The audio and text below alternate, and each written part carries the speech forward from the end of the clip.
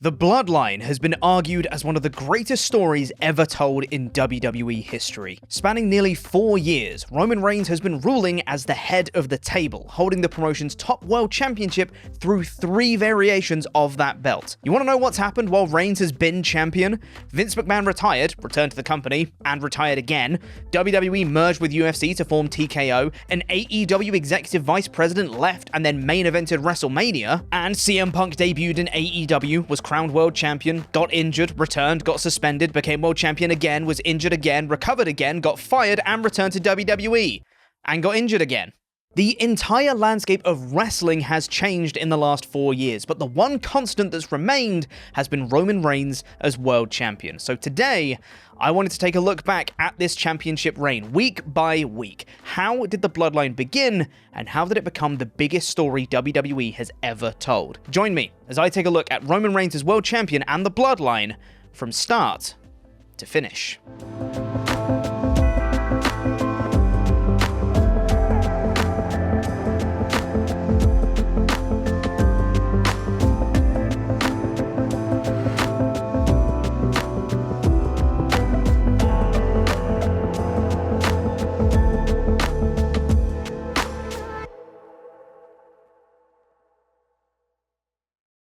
So we begin this story just before SummerSlam 2020. Whilst the world found itself in the midst of a global pandemic, WWE soldiered on, initially holding their weekly TV shows in front of no audience in the Performance Center, until we got to the SmackDown before SummerSlam 2020. On August 21st, WWE debuted the Thunderdome, their new vision and direction for WWE TV going forward, filled with digital screens where viewers from home would call in and would populate the audience in the stands, and they would cheer and boo. It was f***y. This was in preparation for SummerSlam itself, where the Thunderdome would get its first full workout, and as was the style at the time, SummerSlam itself had been promoted with its own tagline, "You'll never see it coming," which many put down to typical WWE jargon. Just a couple of months earlier, they promoted Backlash as the greatest wrestling match ever, so it was taken with a pinch of salt. But as it turns out, we didn't see it coming. SummerSlam itself was going off without a hitch. Seth Rollins faced plucky upstart Dominic Mysterio in his debut match, but the main event is where our story begins. Braun Strowman and Bray Wyatt fought for the Universal Championship, and after Bray captured the title for the second time, he was blindsided by a returning Roman Reigns. See, Roman had been off WWE TV for 177 days. Last we'd seen, Roman had set up a WrestleMania match against Goldberg, a match which hadn't happened since Roman took time off due to the aforementioned pandemic. But now, at SummerSlam 2020, he was back. He speared Bray Wyatt, he assaulted Braun Strowman with a chair, he speared Wyatt again, he seemed a little different. Off mic, he could be heard yelling at them both. "Neither of you are here without me. This has always been mine. You're just a freak in a mask. You can't handle the responsibility. I'm the man, I'm the guy, I'm everything. I run this bitch." Second one, when he comes into that Bray Wyatt title match, my initial thought is, for f***'s sake, like, we're just getting going. We're just proper getting behind Bray. He's like got this amazing character who hasn't had like the title reign I think we would have liked yet. And then you see like the swagger on him. Like, there's something different, even just the way he's like stalking Bray and this way he's stalking Braun, and he feels dangerous. And he feels dangerous to me in a way that's like very difficult to achieve through a shift in gimmick. You know, it really, to me, felt like something internally had changed in Roman. Roman was back. He changed. And with their next pay-per-view event, Payback, being just 1 week away, it looked like we knew exactly where this was headed. But what we didn't anticipate was how.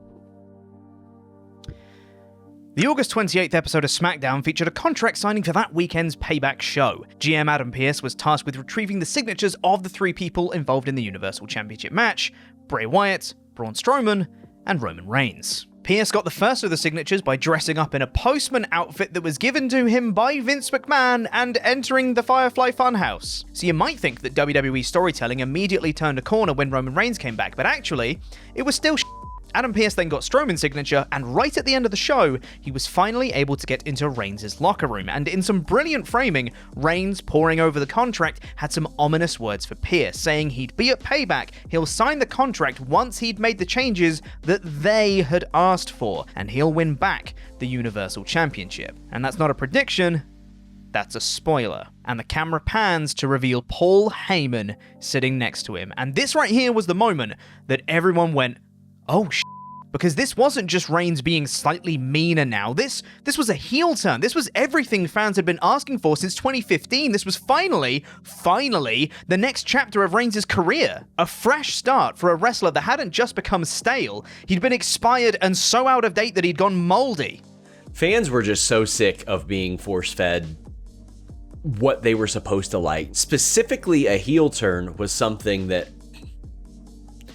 I feel like would have made Roman Reigns way bigger long before. I didn't really know it was going to be like that until Paul Heyman rolled up. And then all of a sudden it's like, oh, okay, they're finally doing this. 2 days later came Payback. And despite Reigns having not signed the contract yet, the advertised triple threat went ahead without him, with Strowman and Wyatt brawling and tearing apart the ring, even doing a ring break spot. That's when Roman Reigns appeared, signed the contract on the ramp, and picked at the remains of the match. The Fiend locked in a mandible claw on Roman, but Reigns nailed him with a low blow, hit a spear on Braun Strowman, and pinned him to become Universal Champion. If there were any doubters left among fans that Roman was a heel, there weren't any now. Roman Reigns' record-breaking title run had begun, and if you needed any explanation into what's fueled this heel turn for Reigns, you needed to look no further than the following episode of SmackDown. If you'd seen Heyman in the past as the manager of people like Brock Lesnar and CM Punk, this was completely different. He spoke quietly, timidly, almost as if he's scared of Reigns, a deliberate choice to be in as much contrast as possible to the bombastic showmanship of the past. He explained that Reigns had come to him, he'd saved him when he was out all alone, and as for Reigns, despite everything he did for the company, despite life-threatening illness, nobody thanked him. It was Roman's title, and look what they did to it while he needed some time off. Family, tradition, legacy, the responsibility of being a champion, and the accountability of owning one's actions as your champion, that is who this champion is. Family, tradition, legacy, the responsibility of being champion. Those are the pillars of Reigns' new character, and just in case you didn't understand through words, the next chapter of the story showed us. The end of that promo set up a fatal 4-way #1 contenders match between Matt Riddle, King Corbin, Sheamus, and Big E. However, Big E was written out of the match by Sheamus, who hit a white noise on him through a car windshield. So they needed a replacement for the match, and almost offhandedly on commentary, it's announced that Big E's replacement would be Roman Reigns' real-life cousin, Jey Uso. His tag partner and twin brother Jimmy Uso was out with injury, so Jey had been flying solo as of late, and now there was a chance he could face his cousin for the Universal Championship. In the main event, Jey Uso capitalized off a Matt Riddle floating bro to King Corbin, hitting a splash and winning the fatal 4-way. For Clash of Champions Gold Rush, it was confirmed. Roman Reigns versus Jey Uso. While most fans knew the two were related, the vast majority didn't know how deep those roots ran. But that was about to change. On the following episode of SmackDown, Paul Heyman explained that Jey Uso and Roman Reigns were legally cousins, but they were so close that they may as well be blood brothers. A very interesting choice of words considering the weight that sort of bond carries in Samoan culture. If you want to learn more about that, check out this video we made, where we talk about the entire Samoan dynasty and the family tree in detail. In the ring, Roman praised Jey, saying he earned this shot and he's proud of him. But this won't be Jey's moment. The title has to stay on Roman's shoulder to keep their family like it is. Reigns has positioned himself as the head of their family, and now it's on him to provide for everyone. He's gonna whoop Jey's ass at Clash of Champions, but then it's all love after that. King Corbin and Sheamus interrupted this wonderful promo segment to complain about Jey winning last week. So Jey, on behalf of Roman, sets up a tag match between them, which Roman and Heyman are both confused about. The first hint of Roman's dissatisfaction with Jey making choices for him. Jey also says it can be blood versus butt mud. In that tag team match in the main event, Jey began the match without Roman in a 2-on-1 handicap, but Reigns entered late, tagged himself in when it looked like Jey was going to win, and speared Sheamus himself for the victory. Reigns now has the claim of saving Jey, despite Jey holding his own. To celebrate, Jey raised Roman's arm that held the Universal title, and both of them looked uneasily at each other. This was one of the things that separated this story from any other, because it gave us something that we hadn't had in WWE for years, if ever. Subtlety. This wasn't just a story that was good for WWE or even good for wrestling. This was just good. The September 18th episode of SmackDown featured a Paul Heyman narrated video package about the Anoa'i family, and it is genuinely one of the most perfect and compelling videos WWE has ever made. It tells you not only the story of Jey and Roman, but also the history of Samoan culture, their family, and crucially, why the Tribal Chief is so important. In the main event, in a tag team Samoan street fight, Reigns hit the spear on King Corbin, but before he can get the pin, he has to hurriedly get out of the way of a Jey Uso splash that nearly connected with Roman himself, and the selling of this moment is impeccable. After the match, Jey teased lifting up the Universal title, but threw it to Reigns instead. Reigns smiled, having a good time, they embraced, it's all good, it's all love, remember? Jey then walked off and Reigns made this face instead. If you weren't interested in Reigns vs Jey at Clash of Champions before, you were now. The go-home show the following week capped off this excellent escalation, as well as a video package featuring interviews with Rikishi, Alpha, Sika, and Jimmy Uso, which also happens to feature the very first mention of the word Bloodline by Jimmy. There's also a face-to-face discussion between Roman and Jey. Roman came out after an Alexa Bliss match, and Alexa, the avatar for Bray Wyatt on occasion, stared directly at the Universal Championship as Roman posed. I wonder when that'll pay off. Spoilers, it's never. Regardless, Roman spoke earnestly to Jey, saying, "I would give you this title if I could, but the truth is you wouldn't even know what to do with it. You don't understand the accountability, the responsibility of being on top. You don't understand the weight and the pressure from being the face of the WWE. How could you? It's not your fault. You're a twin. Your entire life you've depended on your brother, but our family depends on me. Our family relies on me being the Tribal Chief. That's who I am in this life. It ain't you. It won't ever be you, because it'll always be me." Roman sees himself as the leader of the family. It's a burden that's been placed upon him. It's like he doesn't even want it, but he must, for the benefit of the family. And maybe that's true. Maybe he doesn't want it. But also, maybe he does. Maybe this is exactly what he wants, but he's pretending to be more selfless than he actually is. And maybe it doesn't have to be Roman. Maybe it could be somebody like Jey.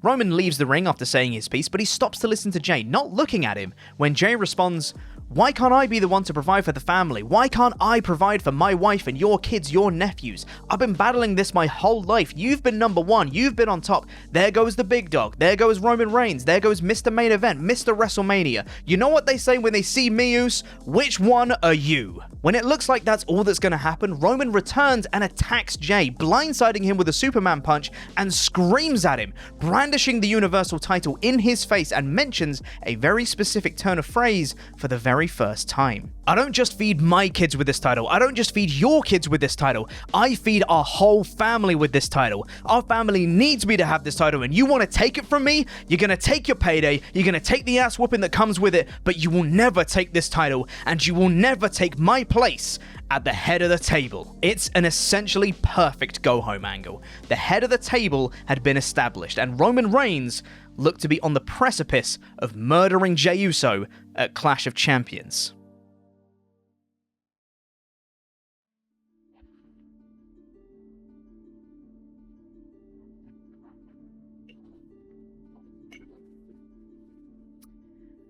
So in the match itself at Clash of Champions Gold Rush, Jey was outmatched but refused to give up, always having flurry after flurry of comeback offense before being shut down again and again. Late in the match, Jey hit a super kick, a splash, and 1, 2, Roman Reigns kicked out. But it wasn't just any kick out, because in the process of raising his shoulder off the mat, he nailed Jey with a low blow, and you could make the argument that it could have been unintentional until just a moment later, when Roman, still recovering from the splash, smiles. He knew exactly what he did, and he then pounced on his prey. He nailed a spear and he commanded Jey, "Acknowledge me, Jey, acknowledge me as the chief. Say it, Jey, say it, say it." Jey refused, so Reigns picked him up, hit another spear, yelling down the camera, "Tell me, tell the whole world, tell the world that I'm the chief." Paul Heyman on the outside acknowledged Roman Reigns, told him that he is the Tribal Chief, and Reigns barked back at him, "I don't want you to tell me, I need him to acknowledge me." Jey's brother Jimmy hobbles out, about to throw in the towel, telling Jey this is for his own good, but Jey tells him not to, this isn't what he wants. But Reigns takes matters into his own hands, quite literally. He drags Jey to the middle of the ring and batters him time after time after time until Jimmy can't take it anymore and throws in the towel. But Reigns doesn't stop, continuing to rain fists down upon the defenseless Jey. Jimmy covers Jey and begrudgingly acknowledges Roman, telling him he's the tribal chief. The show goes off the air with Roman celebrating over Jey's beaten and battered body and Jimmy cowering in fear. This is one of the most important matches in defining the tribal chief as a character. Not only is it the birth of Acknowledge Me, it marks out the trajectory of the entire Bloodline faction that's to come. Roman is nothing without the acknowledgement of his family. He needs everybody to tell him he is the tribal chief, otherwise he isn't. Jey Uso is the sympathetic underdog babyface, and this catapulted him into the main event scene, and established Jimmy Uso's role in this hierarchy as well, even while he's out injured. It was a fantastic main event, and solidified that what we were witnessing was something truly unique and special. But now, what could they follow this up with? The October 2nd, 2020 episode of SmackDown began with Roman Reigns shutting down his tribal chief coronation, saying that he didn't want to be tribal chief because Jey wouldn't acknowledge him. Jey said that he didn't know the man in front of him. They were supposed to be family, and if it weren't for Jimmy throwing in the towel, the Universal Championship would have been his. But Roman, perhaps sincerely, perhaps not, is confused, perplexed by Jey. He said that he's not proud of what he did. Clash of Champions was the worst night of his career. He didn't want to do what he did, but he had to. I was trying to help you. All I wanted to do was put you in the main event, put your name in the bright lights on the marquee. I just wanted to help you, give you that huge payday, let you do something nice for your wife and your kids. I love you, and all you had to do was acknowledge me. Roman, the master manipulator, tells Jey it was all for his benefit, and reinforces that he was put into that position. It's what's expected of him. He has the responsibility for all the family. Roman gives Jey a rematch at Hell in a Cell, but then he hugs him and very quietly speaks into Jey's ear, I love you, but if I were you, I wouldn't accept this challenge. This time, there will be real consequences. The rematch is set. Jey Uso versus Roman Reigns, Hell in a Cell. Jey Uso then beat AJ Styles in a match. Less interesting. Also on this show, Jeff Hardy failed to capture the Intercontinental Championship from the champion, Sami Zayn. The following week, Roman Reigns unveiled that inside Hell in a Cell, their rematch will also be an I Quit match. He said that Jey will acknowledge him, and once he does, there will be consequences. The natural follow-up to this announcement took place the following week, where Roman Reigns defended his Universal Championship against Braun Strowman. Wait, well, that didn't happen, did it? Huh. It may seem random, but the match did serve a purpose. Once again, Roman utilized the same low blow kick-out move that he did against Jey, nailed a spear on Strowman, but Strowman this time kicked out. So what does Roman do now? He decides to use his brand new finishing maneuver, the guillotine choke, forcing Strowman down to the mat where he taps out, with Jey watching on backstage. And on the go-home show for Hell in a Cell, the Usos pulled a little twin magic to trick Roman Reigns, Jimmy being backstage, distracting Roman so Jey could ambush him in the ring. But they didn't get the last laugh, as once Roman had recovered, he delivered the final bombshell. If he quits on Sunday, he's not the tribal chief, he's not the head of the table, he's not the Universal Champion. But if Jey quits, he will fall in line, he will take orders, he will acknowledge Roman, because if he doesn't, Jey, Jimmy, their wives, their children, their children's children are out of the family, and everyone will turn their backs on them. October 25th, 2020. Roman Reigns versus Jey Uso in an I Quit Hell in a Cell match. But you might be surprised to learn, it wasn't the main event. This was the opener, and as a match, it's fine.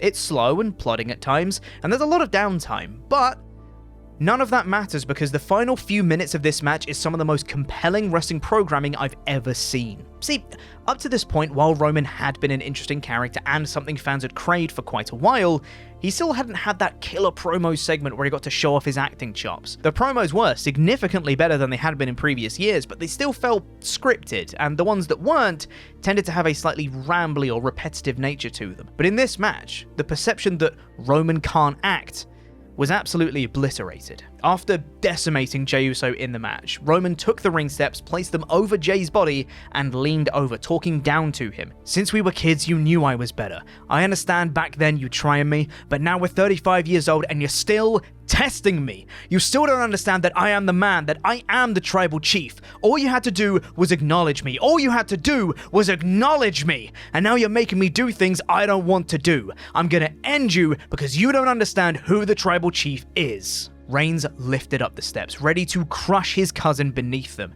when Jimmy Uso scampered through the open cell door and covered his brother, pleading for Reigns to stop. A direct callback to the events of Clash of Champions. Jimmy begged, calling out for the cousin he grew up with because he must still be in there somewhere. He said to Roman, "Whatever you're going through, we can fix this." And Roman threw the stairs aside, collapsed to the mat, tears streaming down his face. And very quietly, through shaky breaths, Roman said, "I don't know who I am anymore, I'm sorry." And Jimmy held out his hand saying, "It's family." Roman took his hand, placed his head against Jimmy's, family prevailing. And then Roman choked out Jimmy with the guillotine, and Jey, with no other option because family is the most important element of their lives because his brother is suffering for his actions, quits. Roman Reigns, now tear-free, held the title aloft. Universal Champion, sure, but more importantly, acknowledged by Jey. And to cement his place at the head of the table, he made his way up the ramp where his father and uncle, Sika and Afa, the Wild Samoans, crowned Roman Reigns the tribal chief. I can't tell you how much fun I had rewatching this initial run of Roman Reigns' new character. Yes, the Thunderdome is weird. Yes, Retribution was still around. Yes, Shorty G was still wrestling, but this tribal chief character is everything I wanted out of wrestling. A manipulative, dominating heel wrestler who, in his mind, is completely justified with his actions. So enamored was I with these two Jey Uso versus Roman Reigns matches that I began extra research to learn more about Samoan culture, to get the full picture of the storyline. And the more I found, the better the story became. There's loads of that context in the Samoan Dynasty video I mentioned before, so seriously, watch that. Roman Reigns was once again the #1 guy in WWE, but this time, fans liked it. I thought this was the perfect beginning of the Bloodline, because you're keeping it within the family, right? You're keeping the feud within the family. Jey Uso is involved. Jimmy Uso is in Jey's corner trying to throw in the towel. I thought it was the perfect way to do it. I always love when professional wrestling dips into the family drama of it all. And this is like peak family drama. I really liked the general vibe of it at the time because, you know, we had Roman as a heel being cool, which is something we hadn't had from Roman for a very, very long time. And instead of the normal WWE monotony we'd been used to, it was all just brand new because we had cool Roman, we had really cool Jey, and there was a big portion of us who were like, oh my god, Jey is going to take the title off. This would be awesome. We could have something here. I thought it was absolutely spectacular. And in particular, I thought that first match between Roman and Jey was brilliant. Such a good match, such an exhibition for Jey. It was incredible. And like the fact that everything Roman had been through at that point was like eating him up to the point that he was now devouring his own family. It was some of the best storytelling I've ever seen in wrestling. And this was only the beginning. The Universal Championship reign was just getting started.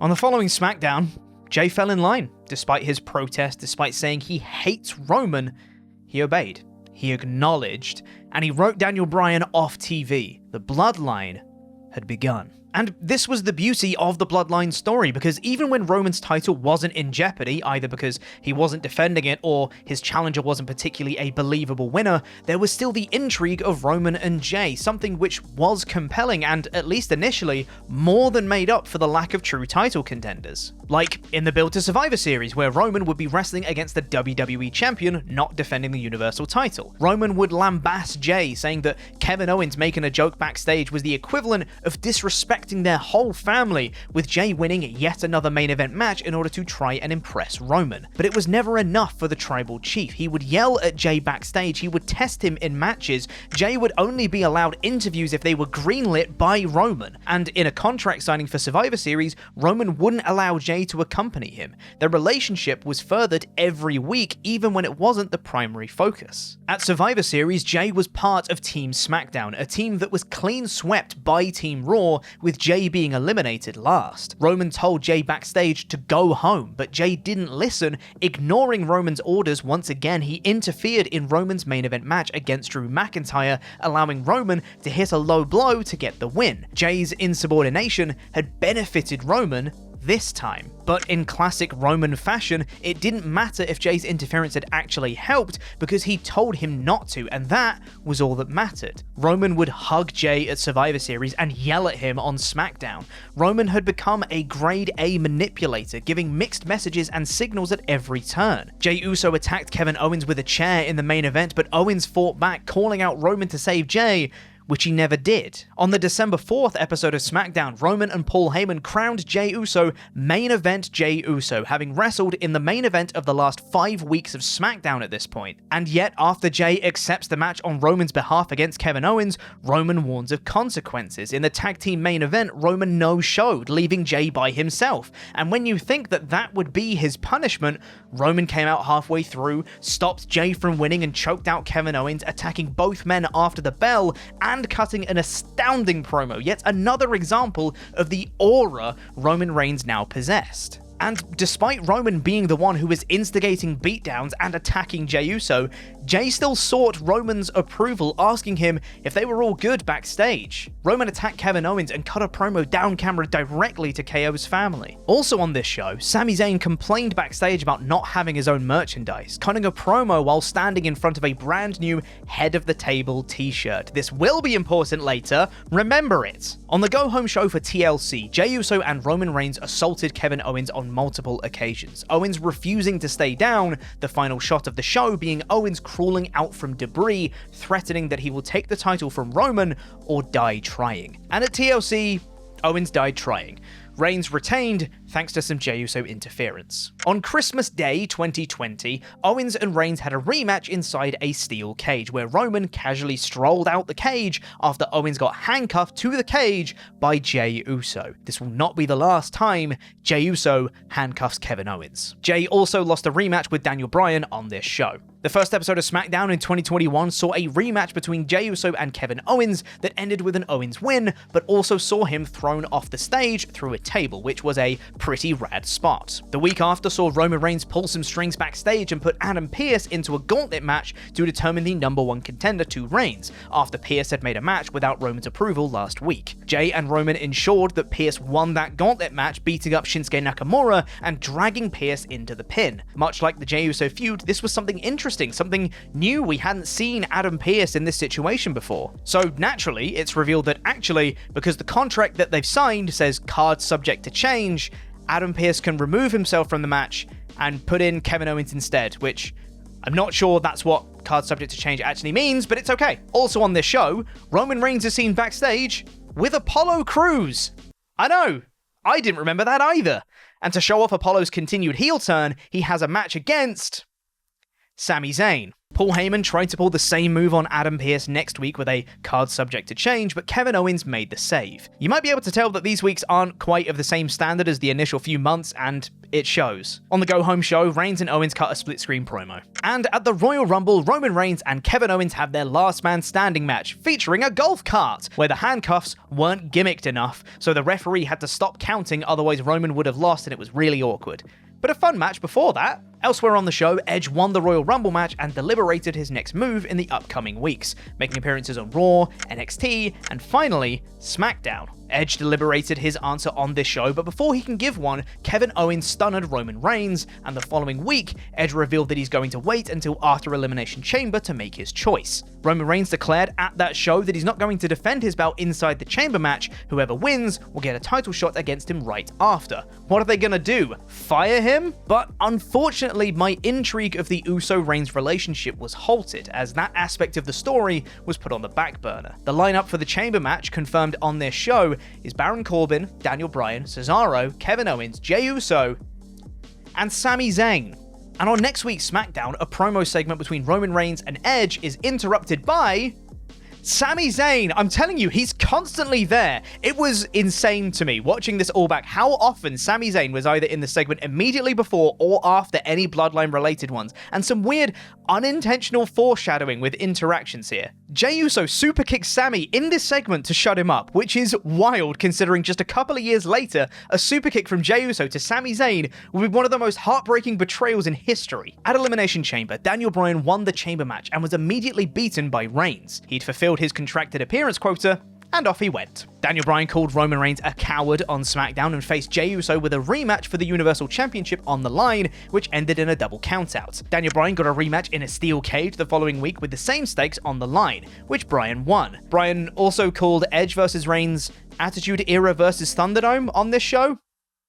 I hate that. Daniel Bryan and Roman Reigns had a contract signing the following week, and the week after, Edge beat Jey Uso to become the special enforcer for the title match at Fastlane. During the match, after several shenanigans, ref bumps, and interferences, Daniel Bryan made Roman Reigns very lightly tap out of sight of the special guest enforcer Edge, who attacked Daniel Bryan, allowing Reigns to retain his belt. It's genuinely an incredible spot. The week after Fastlane, the triple threat for WrestleMania 37 is made official with Edge, Daniel Bryan, and Roman Reigns, despite the protests from Edge. Daniel Bryan defeated Jey Uso in a street fight main event on the next week's show, using his hammer and anvil elbows made famous at AEW with a chain wrapped around his arm. I just thought that was neat. Also on this show, Logan Paul debuted in WWE, being the special guest for Sami Zayn's red carpet premiere of his documentary exposing the conspiracy within WWE. The three competitors in the triple threat each cut a promo on the go-home show, while Jey Uso won the Andre the Giant Memorial Battle Royal, which is important, I'm sure. At WrestleMania itself, the triple threat was incredible and ended with Roman Reigns stacking Edge and Daniel Bryan on top of each other, pinning both to decisively retain his Universal Championship.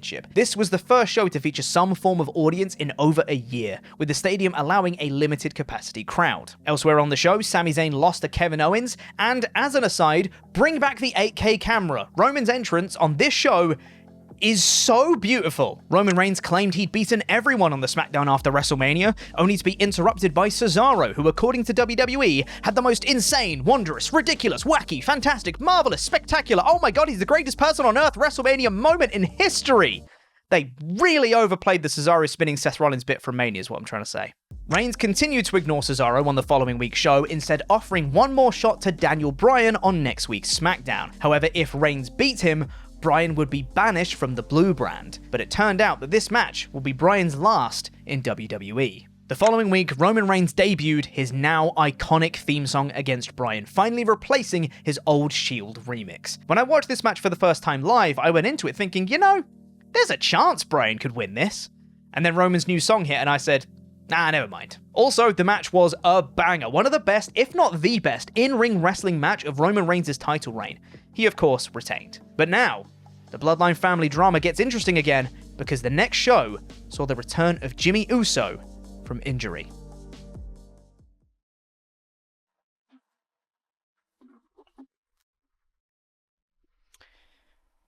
After Paul Heyman eulogized Daniel Bryan's career with his own 10-bell salute where he actually did the dings himself, what is this, Survival Series? Jimmy Uso returned from injury, and instantly you know that something's different here. He's not wearing Bloodline merch, he's wearing Usos merch. Jimmy gets involved in the Seth Rollins vs. Cesaro match, super kicking Seth after Seth shoved Jey, allowing Cesaro to win, giving him a shot against Roman. Roman backstage said that Jimmy was already messing everything up, and Jimmy said he can't talk to him like he talks to Jey, he's nobody's bitch. He even called Jey Roman's bitch in another segment too. And later on, after Jimmy refuses to pick a side, Bloodline or not, he even manages to make Jey hesitate before running to help save Roman from a Cesaro beatdown.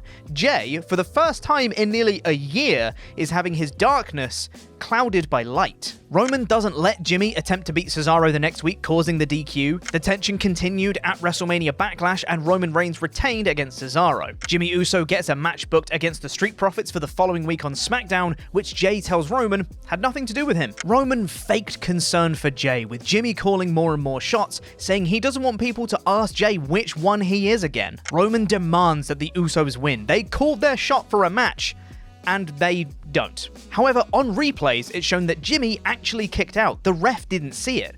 Roman doesn't want excuses though, he wants them to fix it. He asks Jey if he agrees, but calls him Jimmy.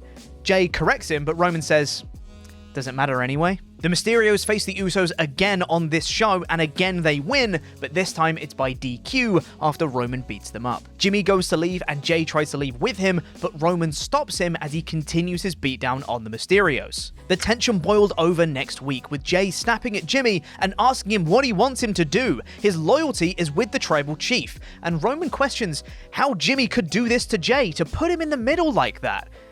Bearing in mind, of course, that is literally what Roman did to Jey, putting him in the middle in order to make him quit back at Hell in a Cell the previous year. Jey snaps at Jimmy when he protests later, yells at both of them to stop, and storms out. Also, Roman's feuding with Rey Mysterio at this point, but it's not as interesting. They had their blow-off match on SmackDown inside Hell in a Cell and not at Hell in a Cell that weekend. It was weird. Jimmy the next week, though, says that Jey isn't coming back, and this tension with Jey storming out seems to have brought Jimmy closer to Roman, saying that if Roman needs a right-hand man, he's willing to do it. Roman tells him to prove it, and Jimmy does so by beating Dolph Ziggler. I'm not sure what that proves, but Jimmy sure as hell wasn't there for Roman later in the night when Edge attacked him to end the show. Jimmy wants to put Edge down for Roman the following week, but Edge tells Jimmy this isn't a trap for him, it's a trap for Jimmy. Roman's using him the exact same way he used Jey. Jimmy claimed on the next SmackDown that he was just doing what Roman wanted, but Roman said no one makes decisions but him, before bringing out Jey Uso, the three of them embracing, for the first time, fully forming the Bloodline that would maintain a hold over WWE for the next 3 years. This really was the culmination of Jimmy coming back and being included in the Bloodline, and if you compare how they handled Jey joining and how they handled Jimmy, one feels significantly more anticlimactic than the other. It felt like the Jimmy story had some legs, it had some potential, but it ended with a whimper. Fans returned to WWE shows on the go-home show for Money in the Bank, where Roman Reigns and the Usos beat Edge and the Mysterios. Edge stood tall though, Roman tapping out to the crossface with the assist from the chair leg.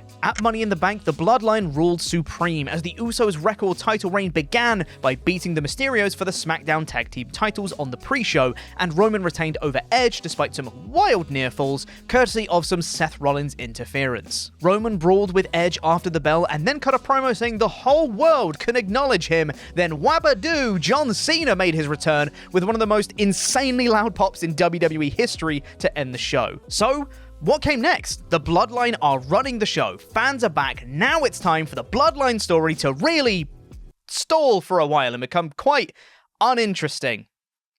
Oh.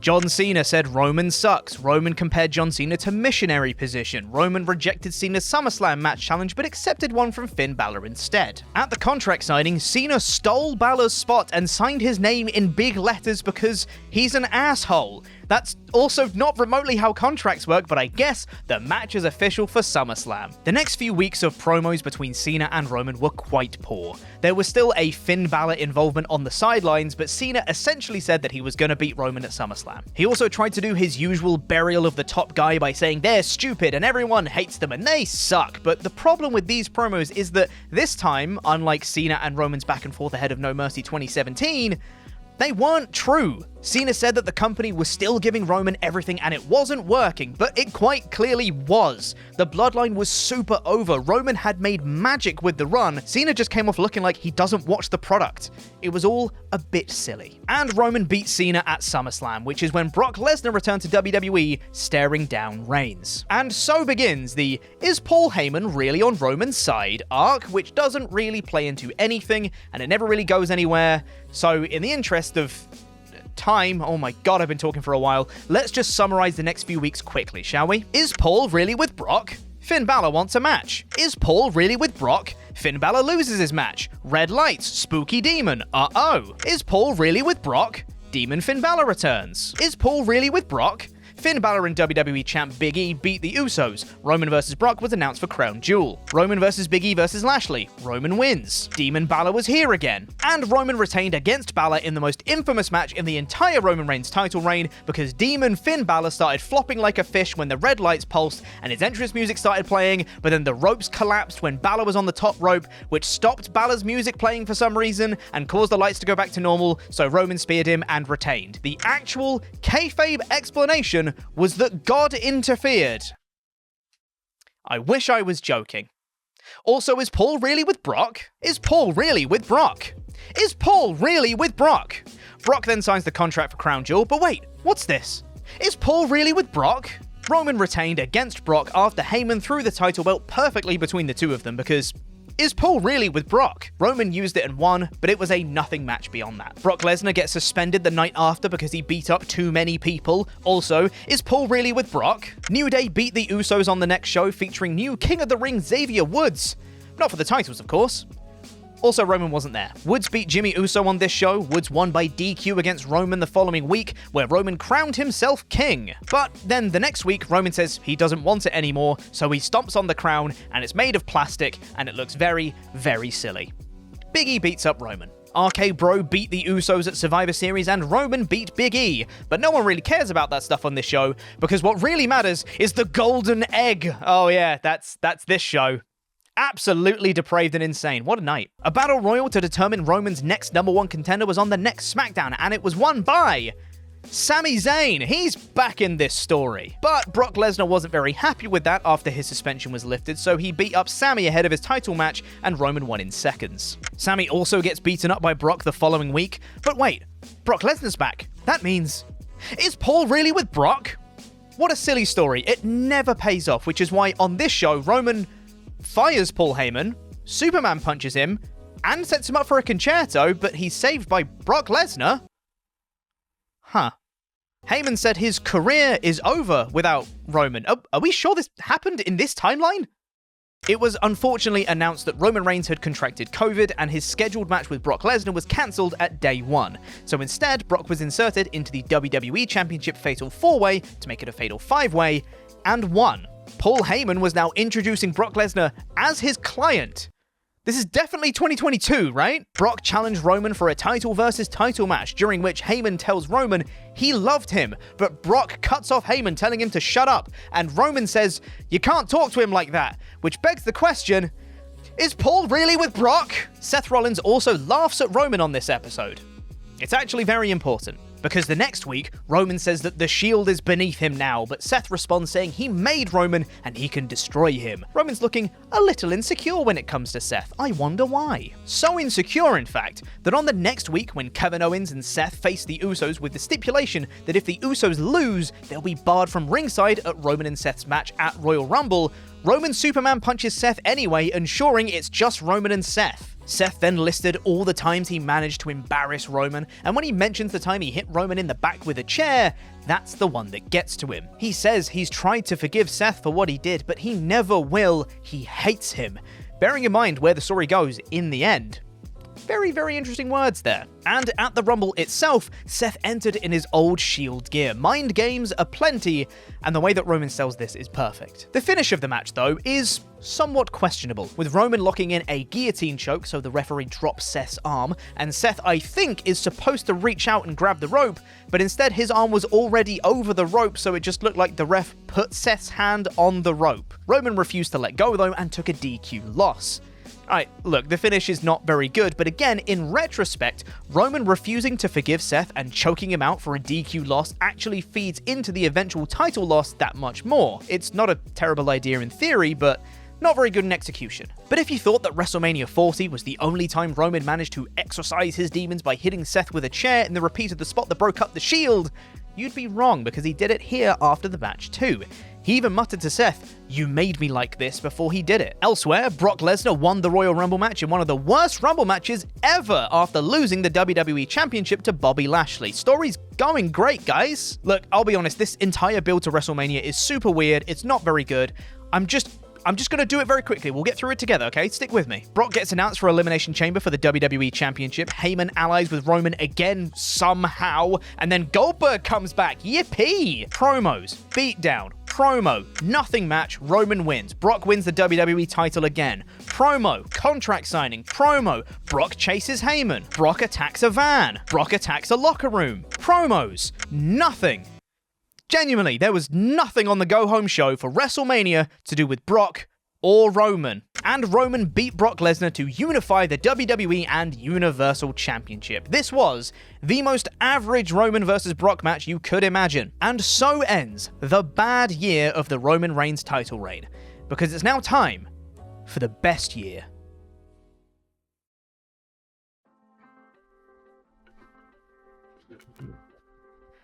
So, Roman said on the SmackDown after WrestleMania that he wants the Usos to unify the tag team titles, and they also beat up Shinsuke Nakamura, which is never really followed up on at all.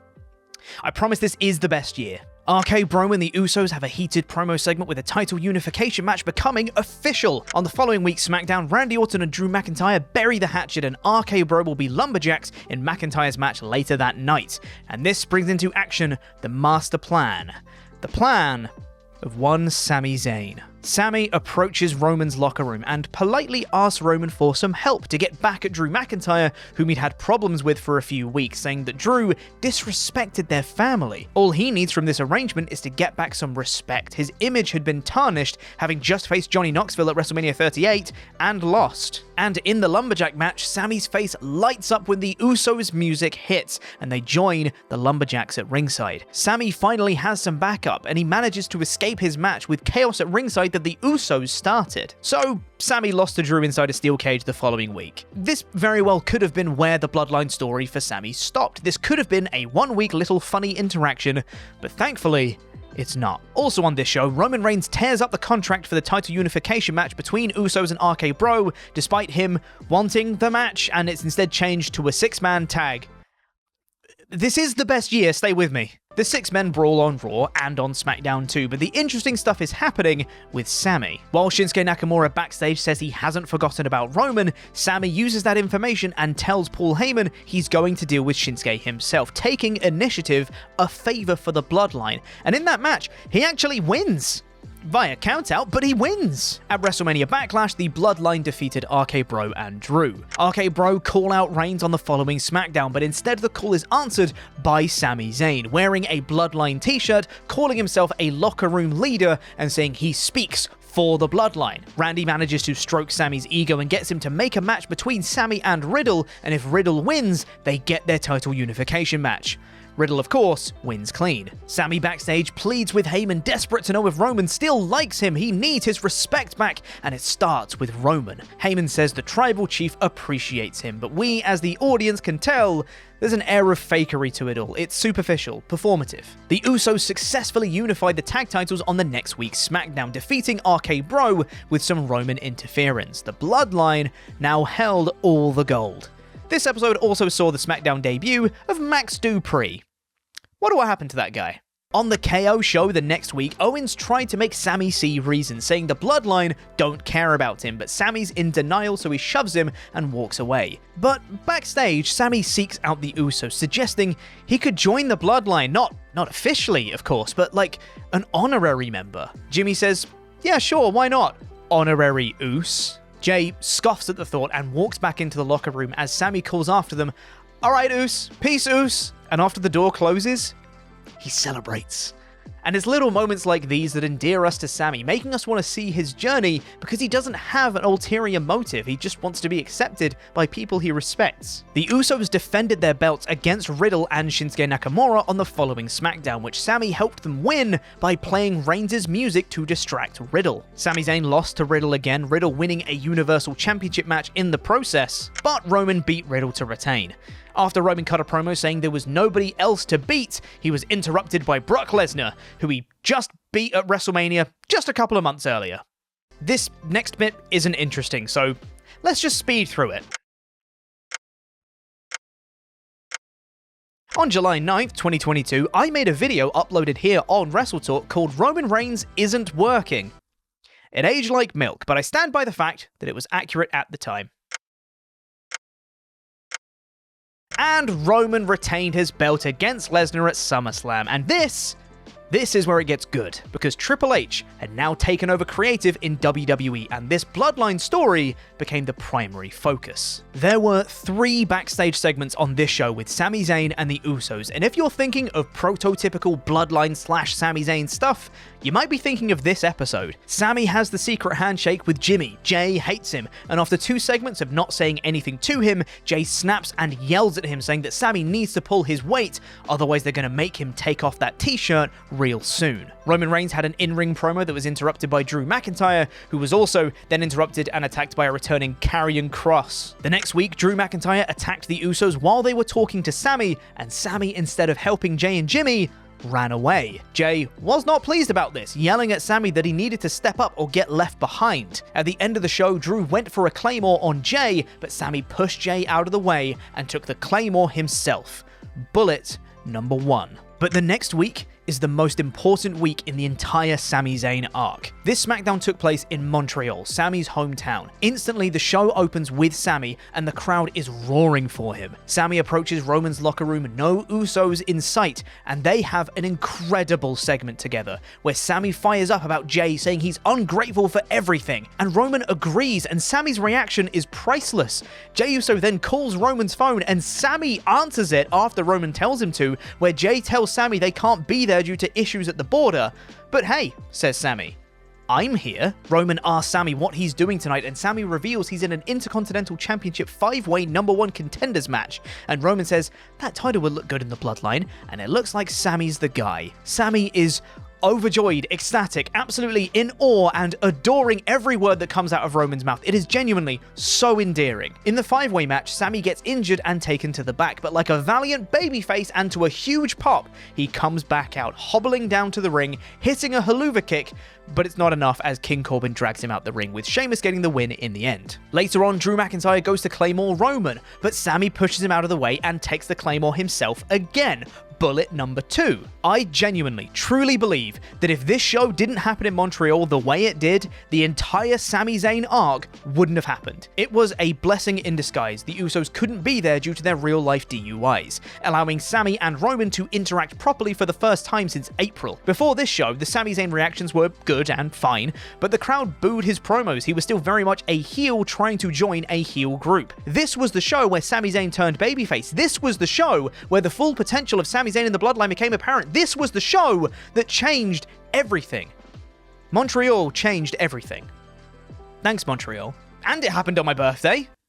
I mean, that bit's not important, but it's important to me. So often with these characters that start off as comedy characters, they make us laugh, they make us feel something, they show us an emotion that we don't always get in pro wrestling, so then we sympathize with them. So then when something bad happens to them, we really sympathize with them. And I think Sami Zayn is the ultimate for that. He can make you laugh, he can make you cry, he can make you feel something. Jey is still snapping at Sami the next week, but wonderfully, Roman invites Sami into the locker room despite Jey's wishes, and Reigns thanks Sami for taking the bullet for him last week. It's what family does, and Sami says, yeah, it's what family should do, before glancing a look back at Jey. Jey starts breaking in the background because Sami wasn't just endearing to us, the fans, he was actively making his Bloodline compatriots break on screen too. Drew beats Sami in the main event, but in a fantastic shot, Roman sits down over the beaten down Drew after the bell. The Usos hand him his titles over his shoulders, and Sami just creeps into frame in the background, infiltrating the shot just like he was infiltrating the Bloodline. It's perfect. The September 2nd, 2022 episode of SmackDown was due to feature a Roman Reigns 2-year title celebration, a party that Sami was organizing. Jey was listing off Roman's accomplishments, which were punctuated by Sami saying things like bet, yeet, and 100, and it got a laugh every time. Roman arrives backstage and Drew wipes him out before beating down the whole Bloodline. At Clash at the Castle, it was another Roman Reigns title defense, but this time, something was different. Drew McIntyre was on a huge rise. Triple H had just taken over creative. Roman had just passed 2 years as world champion. Clash at the Castle was in the UK. Drew hadn't got that moment as world champion in front of fans yet. There was something special in the air. Drew McIntyre, during the time, definitely looked like he was the next person that was the possibility of taking down Roman, because they've been trying to have Drew have this like big moment, especially with the title, for a very long time, since 2020 WrestleMania. WWE needed someone to take Roman to the limit. They needed to present a challenge that felt nearly sure that he was going to do it, and it was going to be this big joyous thing, and Drew McIntyre at Clash of the Castle was such a perfect choice for that. I think with the Drew stuff, they did an amazing job in really selling Drew as someone who could absolutely take the title off Roman. They just made it, they'd made such a point of making Drew feel so credible. But during the match itself, Drew was seconds away from victory, hitting a Claymore, but before the 3 count could happen, a debuting Solo Sikoa pulled the referee out. Jey and Jimmy's younger brother was here, and the Bloodline had a new member. The fact that he didn't do it, and the fact that people were angry and heartbroken, good. Like, that is what a monster heel does. It's like he doesn't beat faces, he crushes dreams. That is what happened in that match. Once again, Roman had crushed the dreams of all those who thought he was being taken down, and the legacy of the Bloodline grew. But while Drew's arc might have finished, the Sami Zayn arc was just beginning.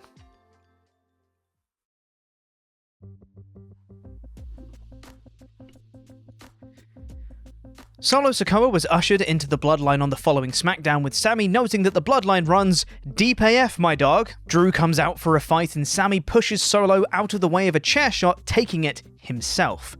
Bullet number 3. Solo backstage says he needs to take on Drew alone tonight, but if he wanted help, he'd ask Sami, which he says right in front of Jey and Jimmy. That Solo versus Drew match ends in DQ when Karrion Kross choked out Drew.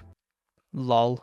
To show how far the Sami story had come in just a few weeks, Logan Paul appeared to call out Roman, where the crowd chanted for Sami and went nuts when he got into the ring to try and talk Logan down. In his match with Ricochet later in the night, Jey distracted the referee and actually stopped Sami from winning. Sami got in Jey's face and Ricochet dived on them all and won with a shooting star. Sami distracted Madcap Moss later though, allowing Solo to win his match. Sami's distraction worked, Jey's didn't. Now, if you were ever thinking what the most iconic full Bloodline entrance is, you're probably thinking of the one on this next show.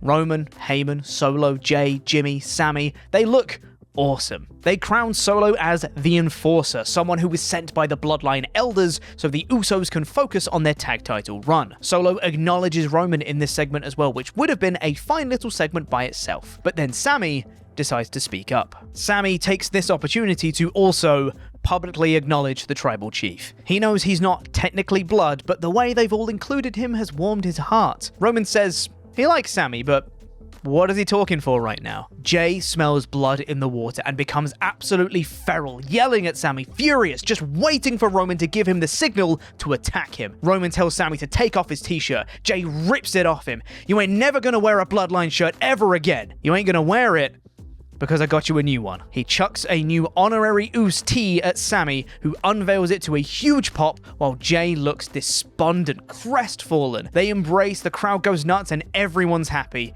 apart from Jey. But what's that look that Roman just gave Sami when he hugged him? We know who Roman is. We know what he's done.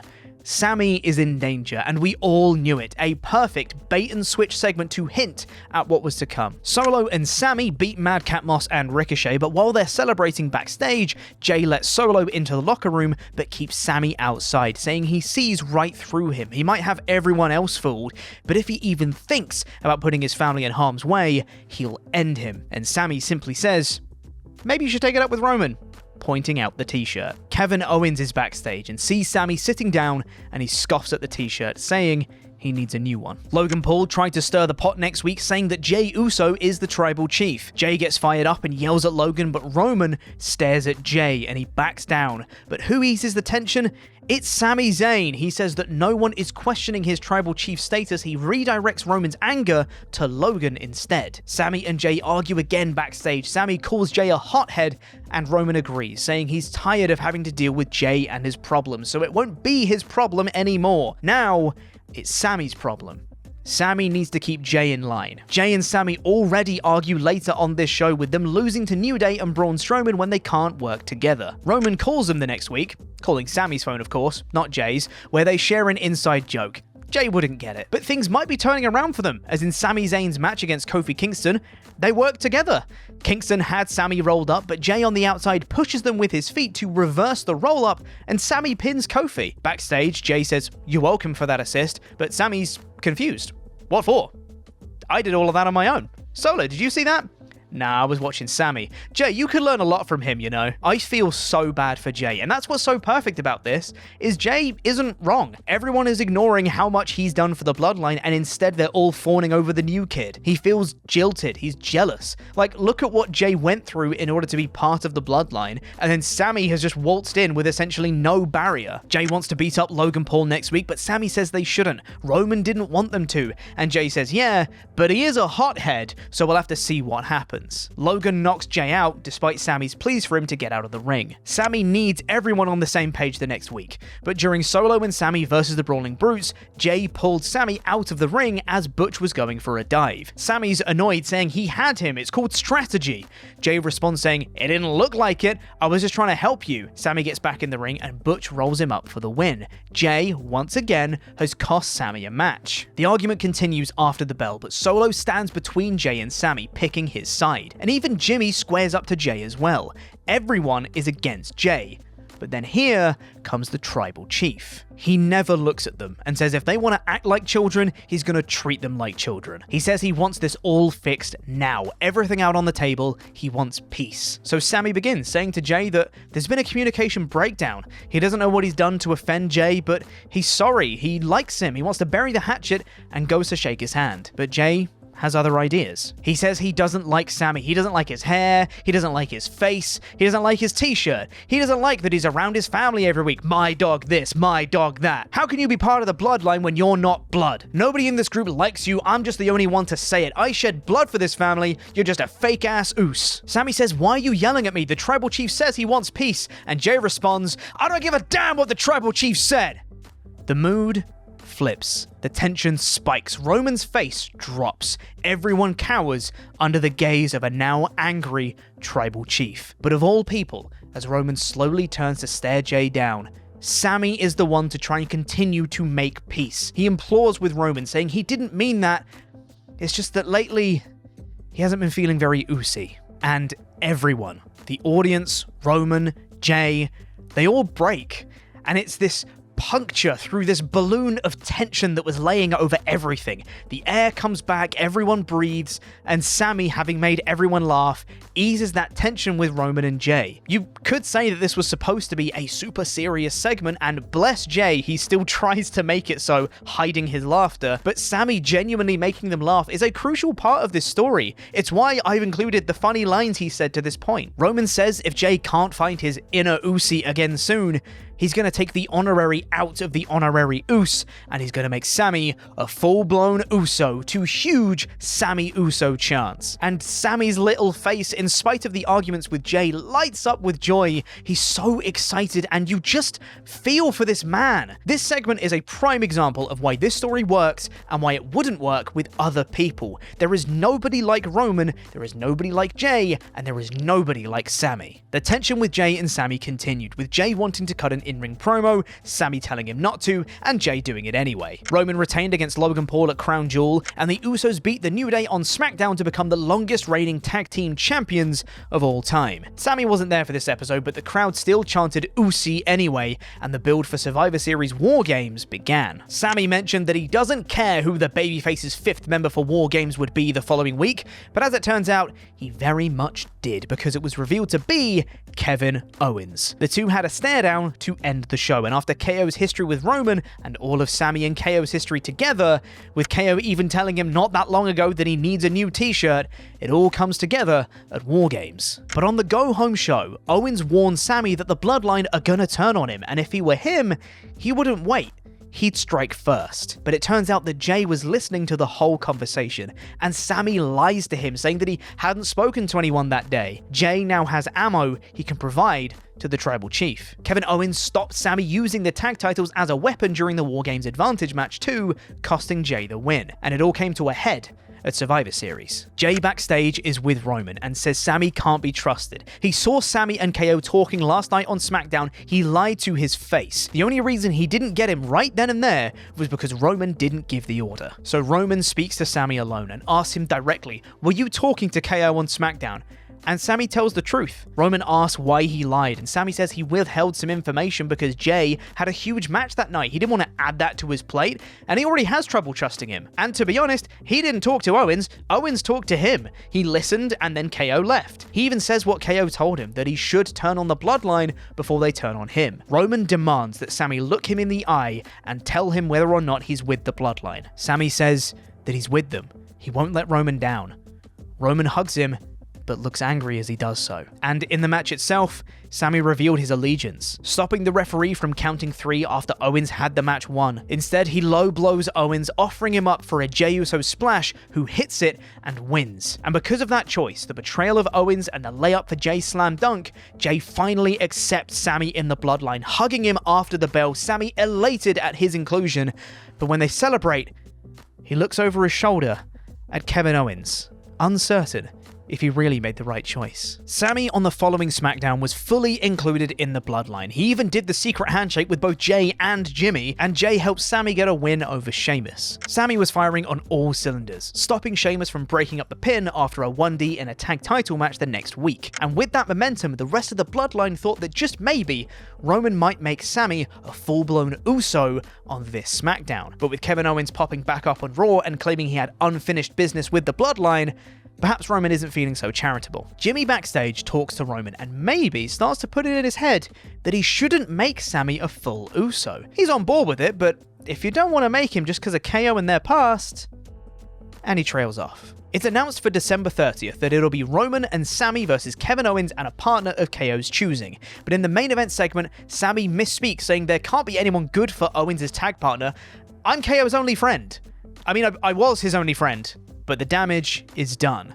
Roman's insecurities playing up again, and the tag partner's revealed to be John Cena. But it doesn't deter Sami, as next week he says everywhere he goes, the crowd chants Sami at him, but there's this black cloud hanging over him, and his name is Kevin Owens. They're gonna smash KO and Cena. But those Sami chants might be starting to get to Roman a little bit, as Heyman points out to Sami that the crowd chanting his name while Roman is in the ring, it isn't the right optics. Sami's unsure, asking Heyman if Roman said anything to him, and Heyman says, no, he didn't. But does he really need to? So Sami asks Roman directly, does the crowd chanting his name get to him? And after a long, deliberate, contemplative pause, Roman says, no, of course not. They then lose clean to Cena and Owens. Roman's insecurity rises again. Some people are saying that we lost and the Tribal Chief didn't lose. The Tribal Chief doesn't lose. I didn't lose, Sami did. And he turns his anger on Sami, yelling at him, demanding he answer why he called his shot, why he guaranteed a win, and then didn't follow through. But Kevin Owens comes out and redirects Roman's anger to him instead of Sami. Sami's not being allowed into the Bloodline locker room now, but later on, Roman sits Sami down and apologizes to him. He's so slimy and manipulative and gross because this is where Roman really shines through his character, not the jaw-jacking in matches or the acknowledge me he says every week. This is what makes Roman so special as a wrestling character. He's a manipulator, an abuser, and Sami falls right into the trap, the two sharing a progressive amount of popcorn as the main event Usos match rolls on. It's Sami versus KO next week, and Sami goes to talk strategy with the Bloodline, but nobody's there. Roman wants him to do this all by himself. Roman apologized last week, admitted that he was the one that was wrong, and yet Sami is still the one being punished. Sami was even on the verge of getting the win against Owens until the Usos and Solo Sikoa caused the DQ and beat up KO around ringside. Sami not joining in with the beatdown, looking conflicted. Roman's apology to Sami looks even more disingenuous the next week as he refuses to fist bump him as he arrives at SmackDown, so Sami needs his approval, questioning him backstage. Roman says he saw how Sami looked last week, that conflicted expression, and he's covering something up, so just give it to him straight. Sami says he was disappointed. He wanted to actually do it by himself last week, and KO keeps saying all this stuff about how he's being used, and for a split second, And then he trails off. Roman snaps, saying he's not going to keep doing this every week. Get out. Go find Kevin. Go find your own bloodline. Stop using mine. Roman making himself the victim in a situation he caused. And later on, again, he apologizes for his actions to Sami, saying he's got a temper and he just wasn't hearing him properly. But now what he needs Sami to do is get the Usos, fill up the jets, get the pilots. Roman, Solo, and Heyman will sign the contract and then get out of here. And in the contract signing, KO stunners Reigns, and no one is there to protect him because Sami is prepping things under Reigns' orders. Sami comes out too late.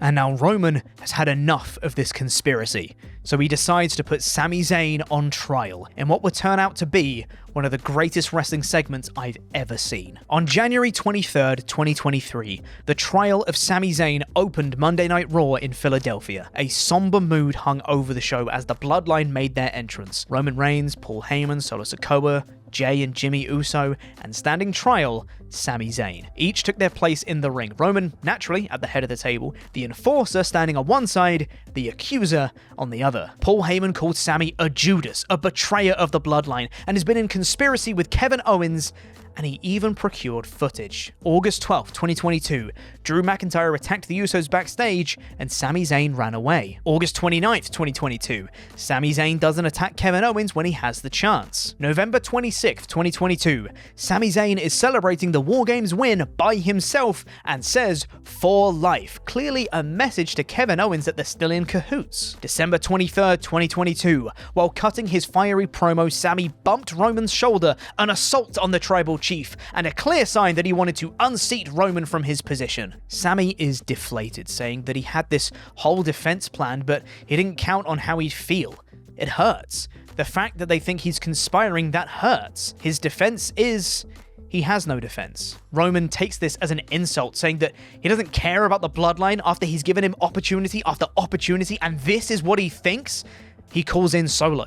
He's made up his mind. Solo goes to deliver the Samoan spike, and he's stopped by Jey Uso. Jey takes the bullet for Sami Zayn. He grabs Solo's arm in a mirror to how Sami held the referee's arm at Survivor Series and reveals his own footage. June 3rd, 2022, Sami helps the Usos win. August 19th, 2022, on that show in Montreal, Sami takes the bullet for Roman. September 9th, 2022, Sami takes another bullet. December 9th, 2022, Sami stops Sheamus breaking up the pin, allowing the Usos to win. November 26th, 2022, Sami turns on Kevin Owens, allowing the Bloodline to win. The camera cuts back to Sami, now in tears, as Jey speaks from the heart, saying that he's taken so many bullets for this family, he's basically bulletproof. Even when Jey didn't believe in Sami, Sami believed in Jey, and that's what family does. He loves Sami like a brother. He throws his wand to the sky, and the crowd erupts into gigantic Sami Uso chants. Roman finds Sami not guilty for now, until Royal Rumble that weekend, where he will give Sami his final test. This is a perfect wrestling segment. For years, decades at this point, we'd been conditioned to think that WWE has short-term memory loss. Storylines don't go anywhere, character arcs are dropped at a moment's notice, and things that actually happened are ignored. But this played on the genuine, actual history this story has made. It looked back upon Sami's whole arc within the Bloodline, the trials and tribulations he'd gone through in order to impress Roman, the bullets he'd taken, the matches he'd helped them win, the people he'd helped win over, his protection of Solo, Solo's protection of him, his friendship with Jimmy, his tension with Jey. It was all there, and for the first time in a very, very long time, WWE fans felt like they were rewarded for paying attention. This story had actual, complex characters with unique motivations that all blended into this perfect segment that made you truly desperate to see what was going to happen at that weekend's Royal Rumble event. Every single person in that ring killed it. And like, it really can't be understated how good Paul Heyman is in these sections as well. Like, I love when Sami Zayn is talking to Paul and he's like, I thought I was your schmoolie or something. And for you to say that I betrayed Roman, that hurts, man. And it just cuts to Paul Heyman, and off mic, you just hear him go, good. and he's so full of vitriol and anger. And if that weren't enough for that episode of Raw, Sami then teamed with Jey Uso when Jimmy couldn't continue the tag match against Judgment Day, the two working babyface together and making sure that the Usos didn't have to forfeit the belts. Despite Roman saying that Sami shouldn't be at SmackDown that week, Sami turned up anyway to say thank you to Jey for what he did for him. The Usos later on are escorted out of the building and Jey calls Sami, asking him for a favor to interfere in Solo Sikoa's match against Kevin Owens. Again, Jey goes against Roman's wishes and his and Sami's relationship is furthered even more, and then came the Royal Rumble. In the main event, Roman Reigns destroyed Kevin Owens. More often than not, Reigns won his title matches with interference from the Bloodline, but this time, it felt like he had some sort of pent-up aggression he was taking out on Owens. He beat him up repeatedly, smashing his head into the ring steps. He won clean in what was seemingly a punishment to Sami, having to watch his friend getting battered in front of him. Was that the test? To see if Sami would interfere on behalf of his friend? After the match, Jey thinks Sami's passed that test and goes to put the lay on him, but Roman stops him, commanding a further beatdown of Owens. Sami watches, conflicted, Roman's arm wrapped around him. The Usos don't hesitate. They handcuff Owens to the ring ropes. They deliver super kick after super kick after super kick. But when Roman goes to hit Owens with a chair, Sami steps in. He's seen enough. He tells Roman that this is beneath him. He doesn't need to do this. Roman agrees, handing the chair to Sami and instructing that he needs to do it instead. All the while, telling him that he doesn't need Owens. He's dragged him down since day one. Roman loves him, but Sami can't do it. Roman loses patience, palming Sami in the face, and Sami knows he doesn't have a choice anymore. All the resentment, all the struggle he's been through, he knows it all has to come to an end right now. He takes the shot. Roman goes down. In an exact mirror of the breakup of the Shield in 2014, Solo and Jimmy are in shock. Jey is heartbroken, but Sami made his choice. And with the choice comes consequences. Jimmy strikes first, super kicking Sami before Solo and Roman pile on.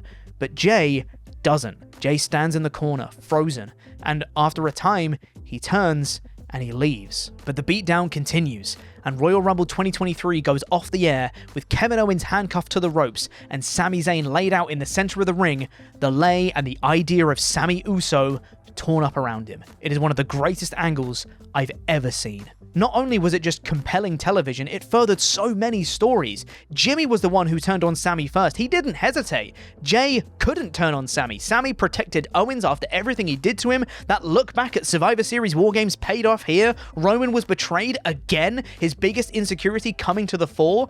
Of course, this helped make Sami into one of the biggest babyface stars in the company, but it also returned the Bloodline heel. They'd been increasing in popularity, particularly with the inclusion of Sami, but now once again they were an unstoppable and crucially evil faction. The arc of Sami Zayn in the Bloodline was over. He's a guy who very clearly works hard, has a good heart, and is a funny dude who wanted to be accepted.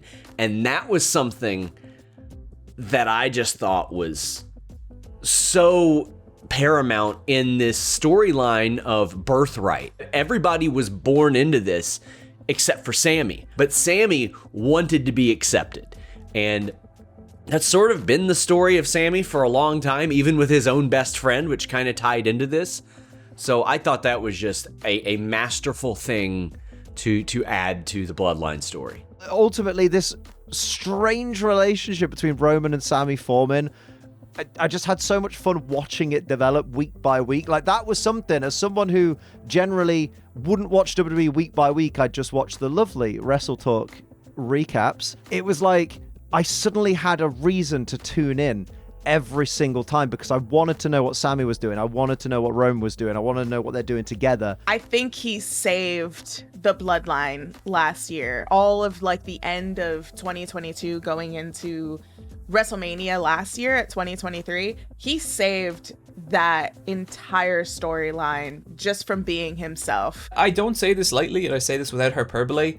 I think it might be the best storyline WWE have ever done. The end to that Royal Rumble match with Kevin Owens, I think that is like a top 2 or 3, maybe one WWE moment of all time. They don't know where Jey is on SmackDown. They haven't heard from him all week. Sami attacked Roman on this show, declaring that he was coming for the world title, but Roman stopped a subsequent beatdown, saying he wanted to break Sami in front of his family in Montreal. Sami cut an impassioned promo the following week, saying Roman only has 8 days left as champion, while Jey Uso just returns in time to defend the tag belts against Braun Strowman and Ricochet, a match they win clean. Backstage, Jey tells Jimmy he doesn't know if he's in or out of the Bloodline, and after he leaves, Paul Heyman questions Jimmy, asking him if Jey said anything to him. And just like Sami lied to Jey, Jimmy lies to Paul, saying, nah, he just left. Sami also manages to find Jey before he leaves, and the two share a fist bump, Sami telling Jey he doesn't have to go down with the ship. The Bloodline was crumbling. SmackDown in Montreal. After video packages highlighting the entire Sami Zayn story, he returned home. WWE brought back Sami's old theme song. The crowd went absolutely insane. Sami was brought to tears. The city that helped kickstart the story 6 months earlier now sees the results. Sami simply says it's Roman versus Sami and the entire city of Montreal. And in French, Sami says, listen to me carefully. Tomorrow night, you're in my house. Elimination Chamber, Montreal. Sami Zayn, Roman Reigns. Roman stands over Sami Zayn with a steel chair. And who should appear and stand between them but Jey Uso. Giving Jey the same choice he gave Sami, Roman hands the chair to him. He could turn on Roman the exact same way Sami did, but he doesn't. He doesn't have the strength. Roman says Jey's wasting his time, takes the chair from him and palms him in the face. And Jey looks like he's about to square up to Roman, but before Roman can see it, he's dodged out of the way of a Sami Zayn spear, which connects with Jey instead. And Roman wails on Sami with the chair. He hits a spear, and once again, Roman retains. The Montreal crowd don't boo, they don't shout, they just feel heartbreak. I think there was a time where we all thought Sami was the person, because we've been running out of people that could possibly take down Roman. And so for someone that was inside of the system, for Sami Zayn to be inside of the system of the Bloodline, there's a possibility like maybe he sees the cracks and he sees the weakness within the Bloodline and Roman, and maybe he's the person to take down Roman Reigns.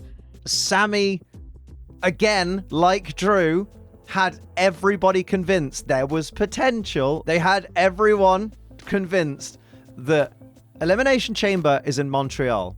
Sami Zayn is from Montreal. Surely they wouldn't do a title switch right before WrestleMania. But wait, Sami Zayn is going to be the new Eddie Guerrero. This is going to be amazing. It's in his hometown of Montreal. Think of the pop when Sami holds up the title. It's going to be incredible. Roman's undefeatable reign is going to end. And obviously, it didn't. After the bell, Jimmy Uso beats up Sami some more, but Sami is saved by another Montreal boy, Kevin Owens. Owens stands between Sami and Roman and stands aside so Sami can hit the haluva kick. Can this friendship be repaired after everything Sami's done? Sami asks for that friendship on Raw, saying they can take down the Bloodline together. Owens says he didn't do it for Sami. If you need help taking them down, ask your buddy Jey. Sami tried to make Jimmy see reason on SmackDown, but they ended up brawling instead.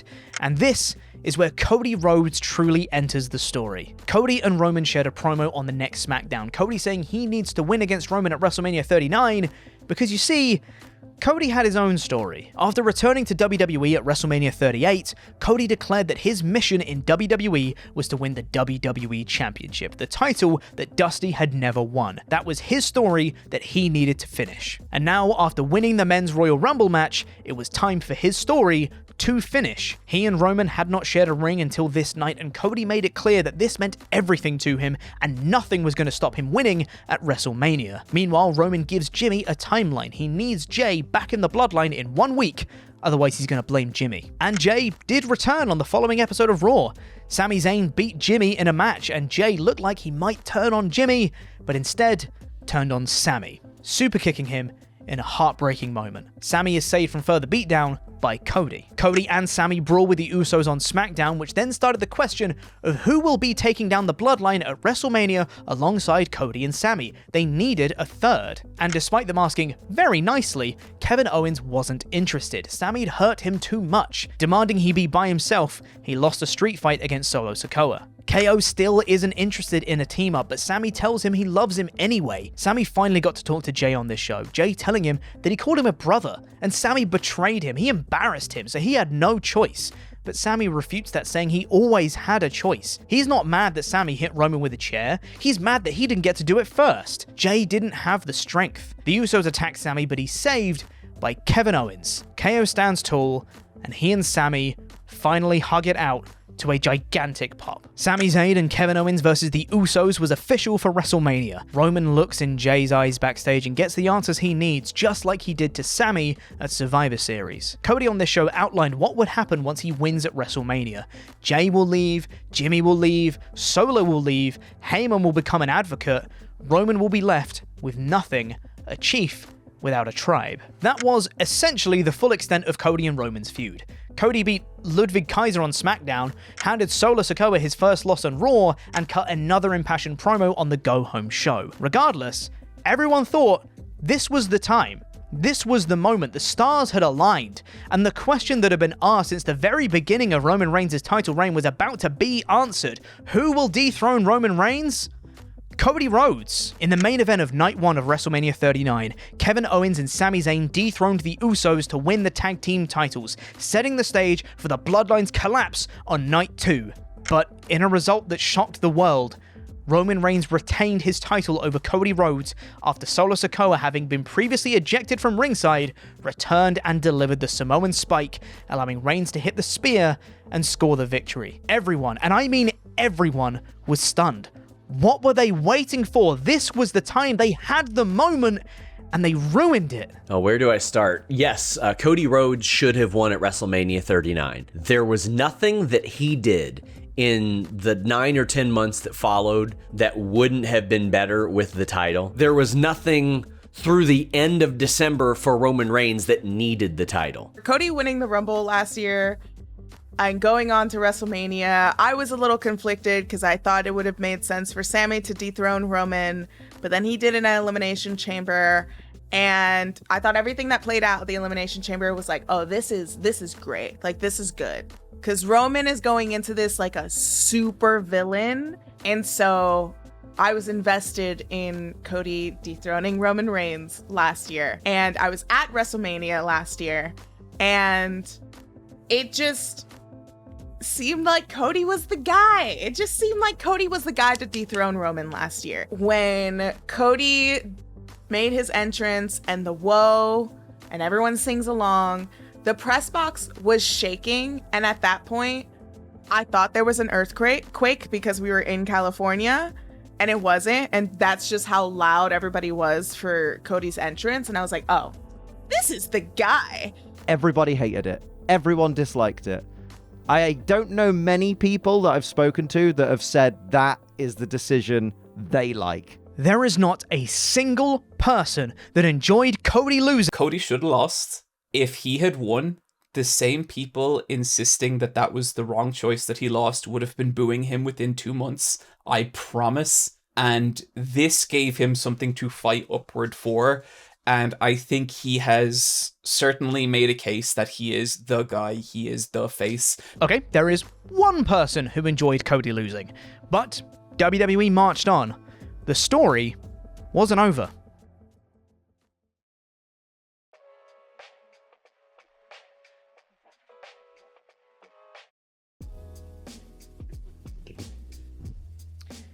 Brock Lesnar returned and turned on Cody Rhodes on the Raw after WrestleMania, which began a 3 PLE cycle feud. After Jey Uso knocked off Sami Zayn courtesy of some solo interference, yes, they did do Sami Zayn versus Jey Uso on SmackDown, a returning Matt Riddle stopped a further beatdown. There was a bit of a holding pattern forming here. Kevin Owens problem, Solo versus Owens, Solo wins. Solo versus Riddle, Solo wins. Bloodline brawl versus Zayn, Owens and Riddle, Solo versus Riddle, Solo wins. Usos versus LWO for some reason. Usos win. They tease that KO might turn on Sami. What? In the draft, Reigns was drafted to SmackDown, Cody to Raw. KO and Sami retain the tag belts against the Usos. Jimmy versus Riddle. Riddle wins. Rollins versus Solo ends in DQ. There just isn't much development of characters happening across these weeks. Matches are just happening with vague teasers of things that don't materialize. Like Solo telling the Usos to hold their end of the deal at Backlash in their 6-man tag match against Riddle, Zayn, and Owens. After miscommunication in that match where Jey dodged a haluva kick and it hit Solo, and Solo nearly hits Jey with the spike, Solo beat Riddle. Roman Reigns returned on SmackDown, asking why the Usos would dedicate their tag match to Roman and then lose. He demanded an apology, and when Jimmy laughed, Roman got up to him, palmed him in the face, but before Jimmy could respond, Jey apologized on their behalf. At Night of Champions, it's Roman and Solo going for the tag titles. Sami tells Roman that he's not as good as the Usos, and it gets him a little flustered. The Usos attack Sami and Owens, and Roman is a little annoyed because he didn't tell them to. And on his way out, he bumps into Solo as well. The bloodline is fracturing. Roman needs the Usos to win their match tonight, which they don't, courtesy of some Sami and KO interference. They need to fall in line again. The tension continued, Roman and Jimmy getting in each other's faces, and Roman being furious when Jimmy says that he and Jey are the best tag team in the world, and when it comes to the tag titles, he's the tribal chief. After a beatdown of the tag champs, Jimmy grabbed the titles but refused to give them to Roman, needing Jey to take them from him and hand them over. Night of Champions is where it all came tumbling down. After Roman speared the referee in the tag title match, the Usos interfered and accidentally superkicked Solo Sikoa. Roman asked them why they're here, pie-faced Jimmy, pie-faced Jey, and turned around into a Jimmy superkick. Jey looked despondent again. Flashbacks of Sami turning on Roman. For the second time, someone he cares about has turned on the person he reports to. Jimmy said Jey should have done this a long time ago, and after another Jimmy superkick, they leave. Sami and KO retained the tag belts. Even if he didn't have the tag belts though, Roman's world title reign continued, passing 1,000 days. His new title belt was introduced, and when the Usos came out, Roman commanded Jey to turn on Jimmy. But Solo interrupts, saying he acknowledges the tribal chief, but they're his brothers. He joins the Usos. Before a fight erupts though, Jey gets in the middle and says they're all stronger together. Jimmy and Roman hug it out, and Roman says, no. Solo hits Jimmy with the Samoan spike. Ever since Sami left the bloodline, Jey has taken over the role of peacekeeper, and he failed. Jey accosted Solo, saying stabbing your brother in the back is something you don't do. But Paul Heyman said Jimmy was always jealous of Jey, knowing that Roman was going to make Jey the next tribal chief. Paul offered Jey a United States title match if he stood with the bloodline. Jey took the title match, but left his status in the bloodline as TBD. It's decision time. Enough stalling. Roman asks Jey, are you in or are you out? Jey says it's either Paul or him. But they reveal that the only person who had a problem with Jey becoming the next tribal chief was Jimmy. Jey gets in Jimmy's face and tells him he's out. And he's out too, super kicking Roman, finally abandoning the bloodline and Roman after nearly 3 years of being under his control. Jey couldn't join Sami Zayn at Royal Rumble. He couldn't join him at Elimination Chamber. He couldn't even join Jimmy at Night of Champions, but now, with the power of brotherhood, he's finally broken away from Roman's rule of tyranny. The Usos know they need to fight their family now. They've made their choice, but together, they're stronger. They ask Roman, what happens when we pin you at Money in the Bank? They're gonna have Solo be the new tribal chief, and Roman laughs. It's an absurd idea, until he sees that Solo is serious about it and stops laughing. Jey pie faces Roman, Jimmy super kicks him, the brothers once again stand tall. The Usos versus Roman and Solo. Roman hit a spear on Jey when Jey, in the process of kicking out, low-blowed Roman, calling it all the way back to their first match at Clash of Champions in 2020. It leads to the Usos hitting a double superkick on Roman, Jey hitting a splash, and for the first time since 2019, Roman Reigns lost by pinfall, and it was to Jey. I think, though, I kept my cool when it happened. 1, 2, 3! Jey got it! Jey got it! Jey did it! Jey did it! Jey beat Roman! Jey beat Roman! Oh my god! I was super chill.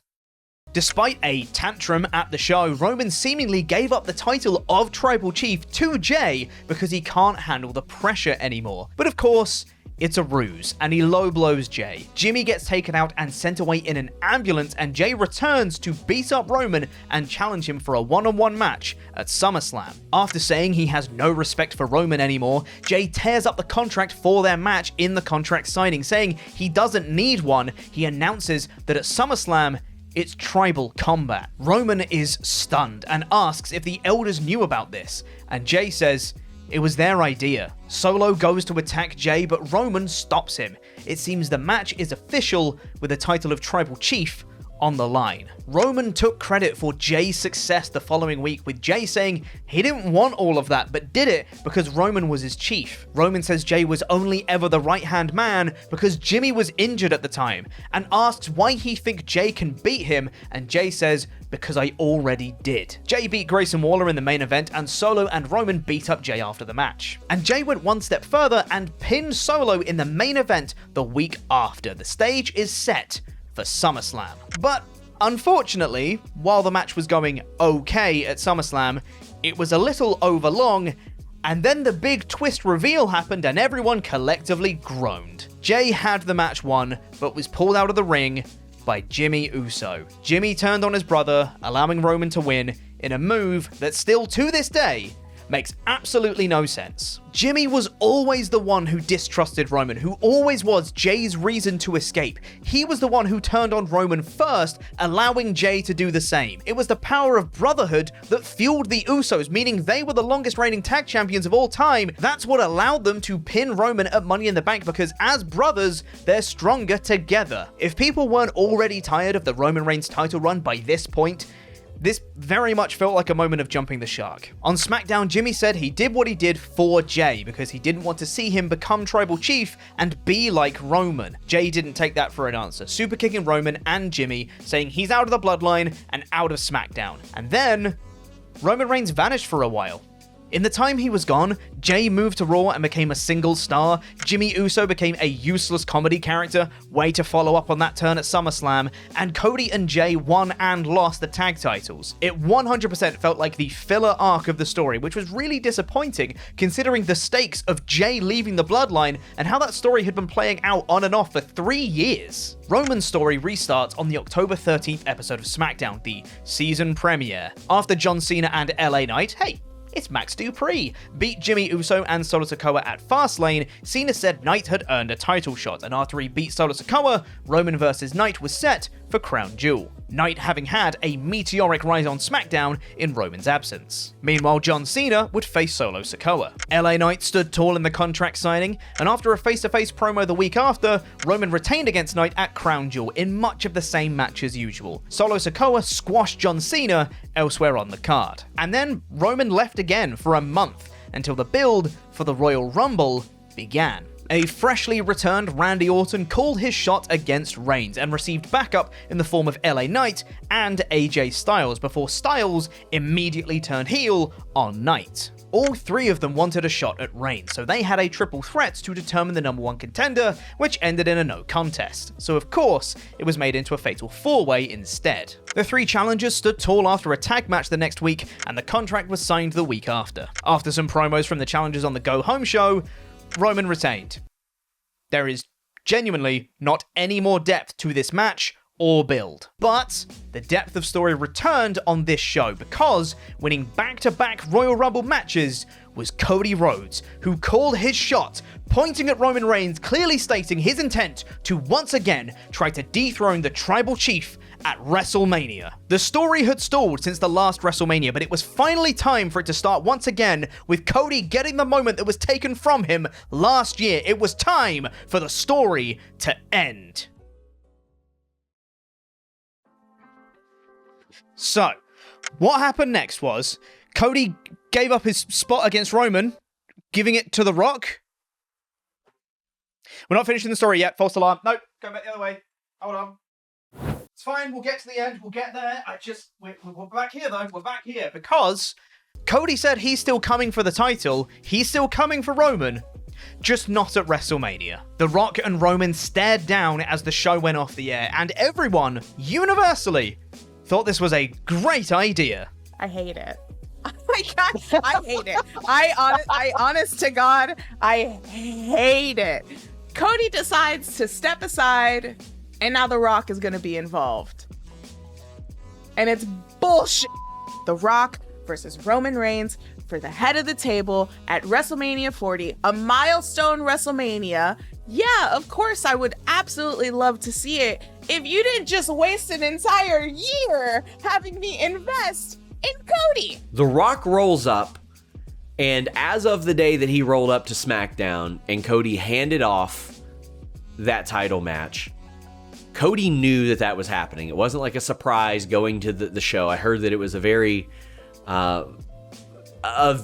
like somber type of feeling, but he's a pro. He'll do it, of course. Cody brought in The Rock as a replacement for himself for the title match against Roman that he had earned so that he could go for Seth.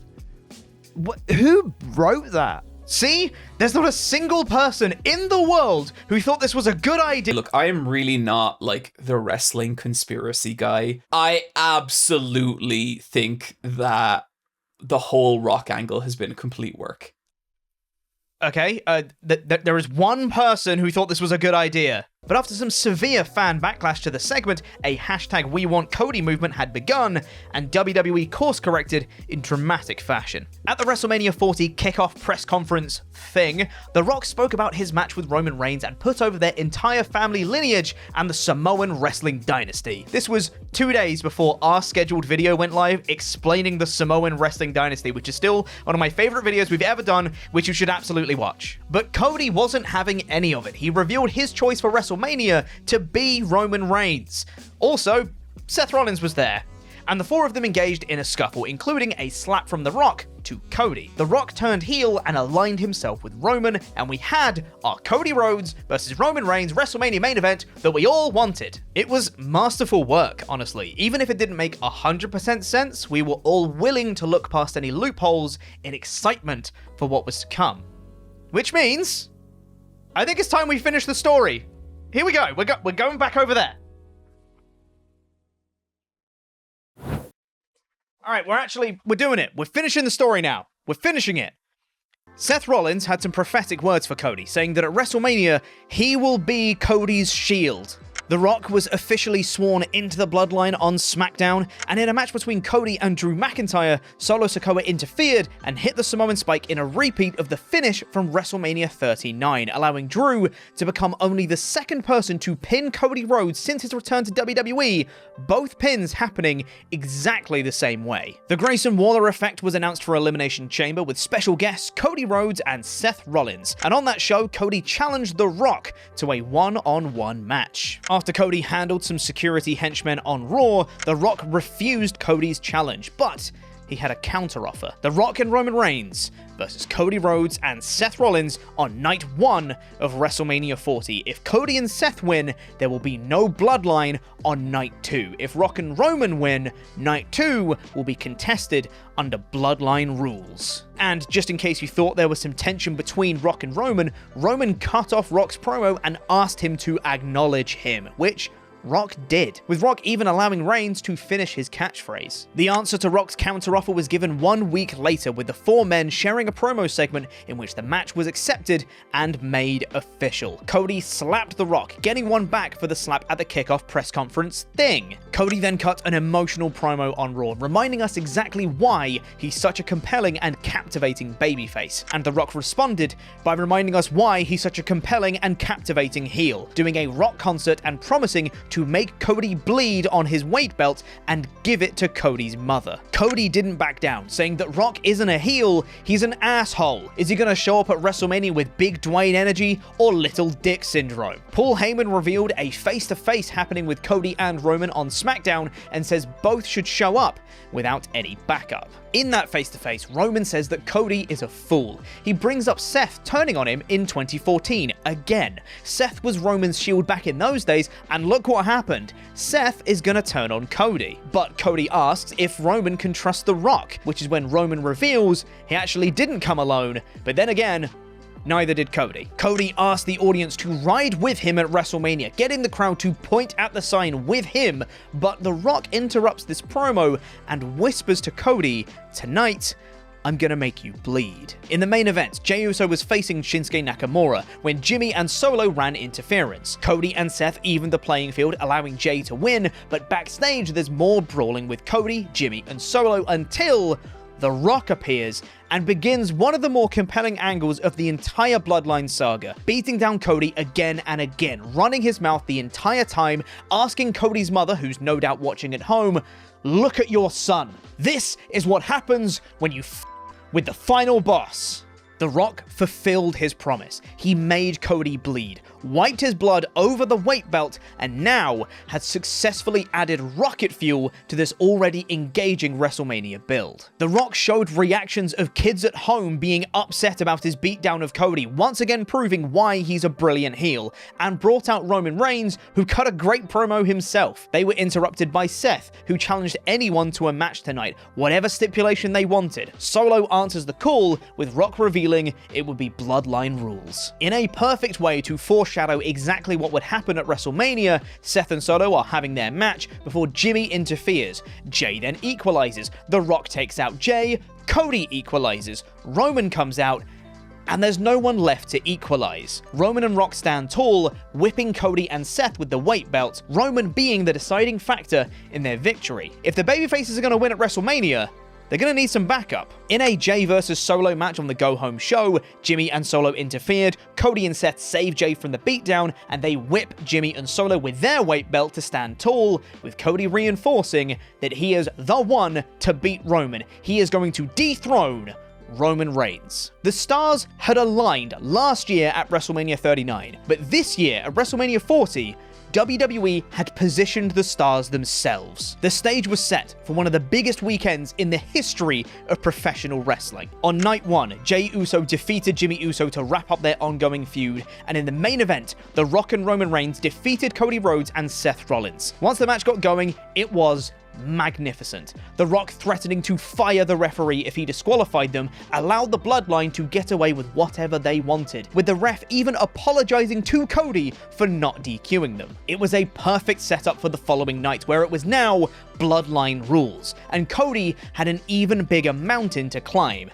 But the thing about mountains is the steeper the climb, the sweeter the summit. WrestleMania 40, Night 2.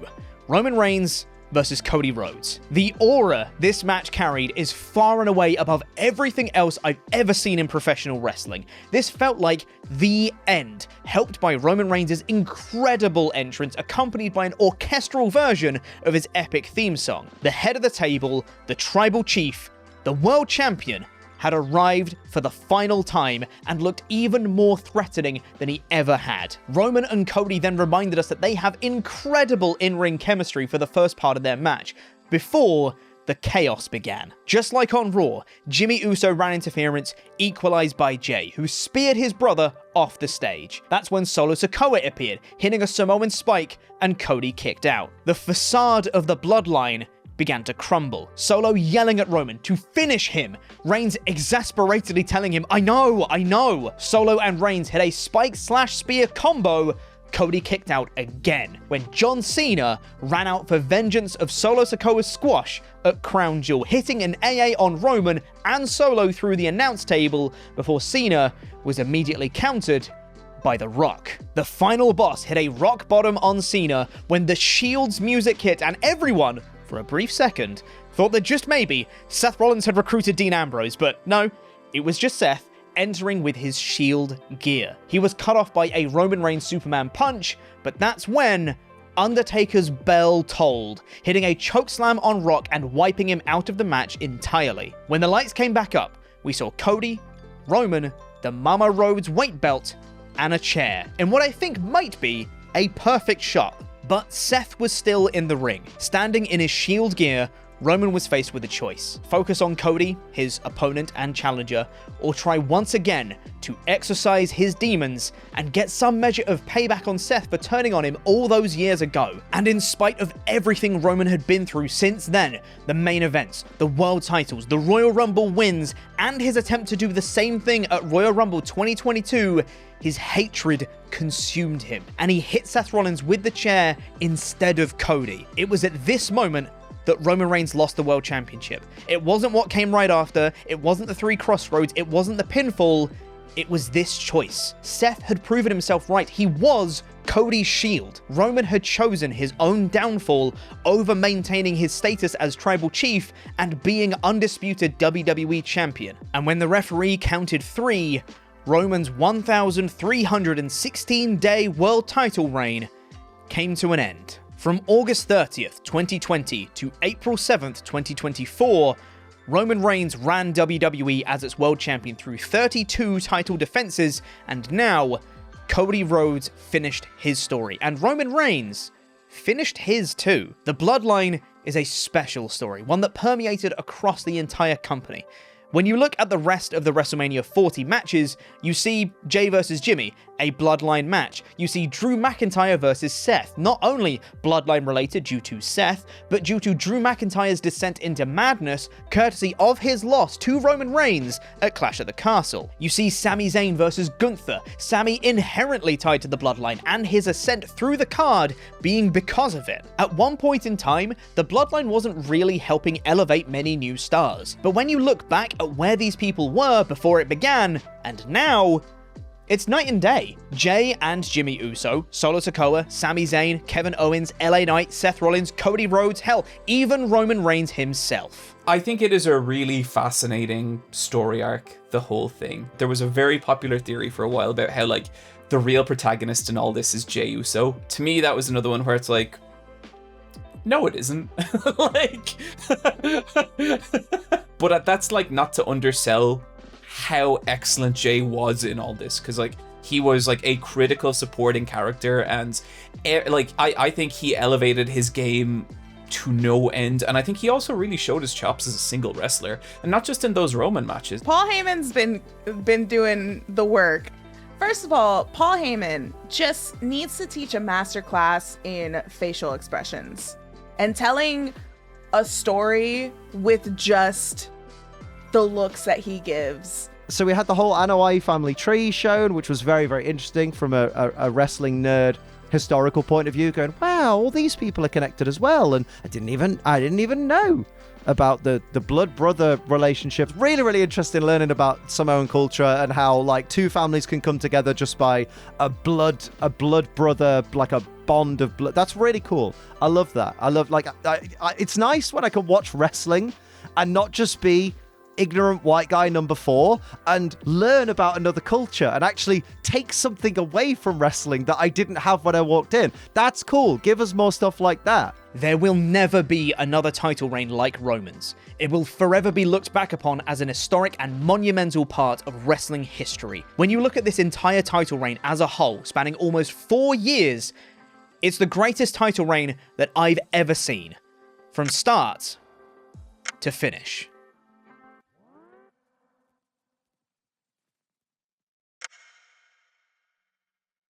Thank you so much for watching. This is the most work that I've ever put into a single video ever. So if you liked it, please leave a like and subscribe. And if you want to help support us so we can make more high quality videos like these, then check out our Patreon page at patreon.com/WrestleTalk. I would really appreciate it. Thank you. And if you want more right now, check out the Bloodline Family Tree Explained or the Rise and Rise of the Rock by clicking the videos on screen.